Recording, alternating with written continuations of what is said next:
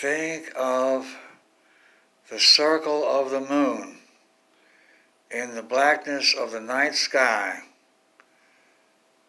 as an ovum in the darkness of the womb. Think of the stars surrounding the moon as the sperm cells in pursuit of the egg.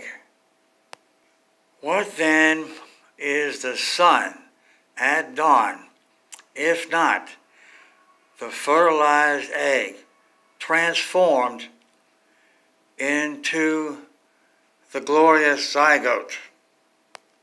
Like the zygote first splits into just 2 cells, and then 4, 8, 16, hundreds, and then thousands and millions and billions and even trillions of cells.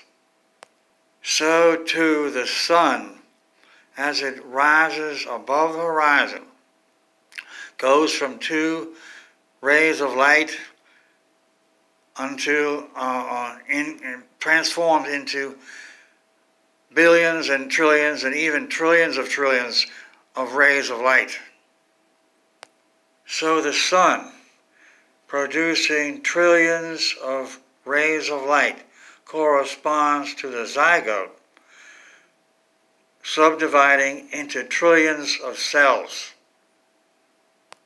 As the zygote goes from producing merely undifferentiated cells over to cells of specific organs that are different in color and in function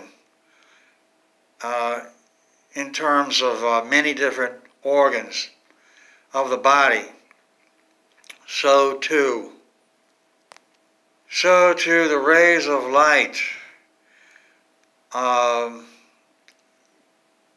result in the appearing where darkness and nothingness had been, the appearing of distinct forms, the forms of mountain peaks on top of great heaps of earth and rock, and tree trunks, and tree branches, and green leaves, and meadows and rivers.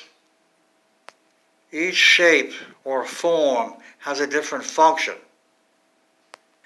As the dawn is followed by morning, which is followed by noonday, which is followed by the afternoon, likewise, the gestation continuum is divided into the time of the embryo, which is like the life of a sponge. The cells are undifferentiated.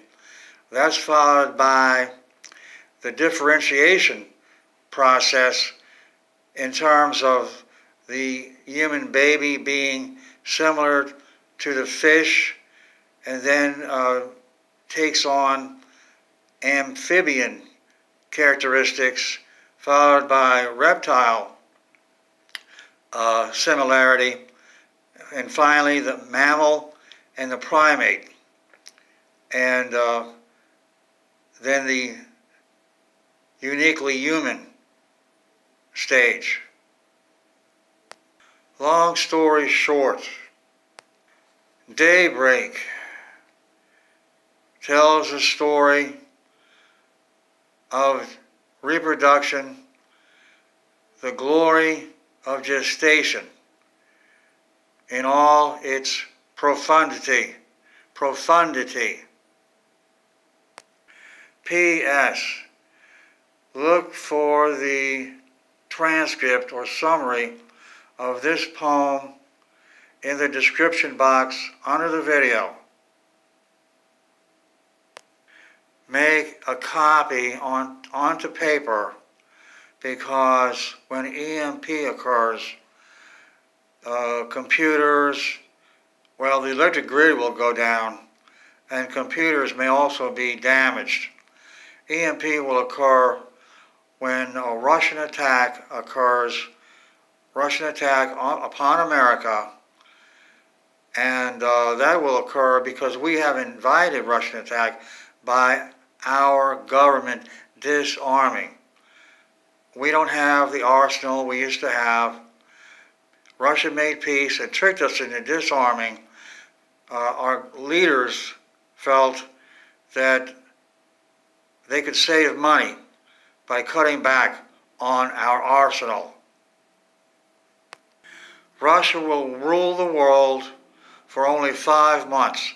That's from the book of Revelation, chapter 9, verse 5 and 10. The Russian attack is described in Revelation 13, verse 7. It will be a one-sided nuclear war. Russia will not be destroyed along with the United States. We will get destroyed. Our big cities will turn into craters on the moon. And Russia will escape our retaliation. And so the deadly wound that's in Revelation 13, 3, 4, and 5, the deadly wound that turns out not to be deadly, that is referring to the nuclear war, which should be deadly to Russia, based on the doctrine of MAD, Mutual Assured Destruction, MAD. The doctrine has been disproved or overridden by Russia tricking the United States into disarming. And so we cannot deliver on the destruction of Russia like Russia can deliver destruction to America. When our cities go up in smoke and all these people get killed, hundreds of millions of people get killed, that is the rapture, because 2/3 of those people will be Christians and Jews. And Christians and Jews go up in the rapture according to Revelation 11. The two witnesses equal the two olive trees, and they correspond to the one olive tree that's made up of two parts in Romans 11. The two parts are the Christians and the Jews. Only the Christians and Jews that get killed at the Russian attack, they are the ones that go up in the rapture. This is, I'm going by the precedent established when Paul the Apostle was stoned to death in Acts 19:14. I'll have to look that up. I'll put it into the transcript in the description box. He was stoned to death, and then at that time he experienced, he was caught up to the third heaven. That's in 2 Corinthians 12, verse 2 through 4. So he experienced the rapture of one person. And he shows us that the dead in Christ rise first in the sense that they rise when they get killed or when they die. So the dead in Christ have risen first, not at the rapture, but whenever they died.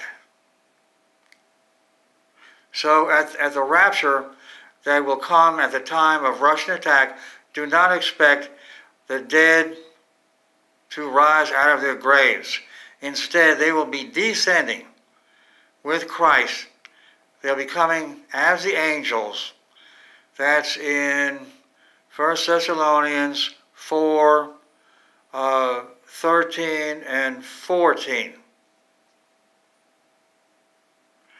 And the fact that Christians become equal to the angels, that's in Luke 20, verse 35 through 37.